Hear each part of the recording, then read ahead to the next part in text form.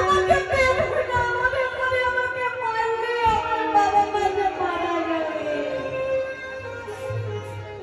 শিক্ষিত জনেন্দ্রদা তিনি ভেবেছেন যে আমাকে কেউ হয়তো মারার জন্য বান্নাটা মেরেছে।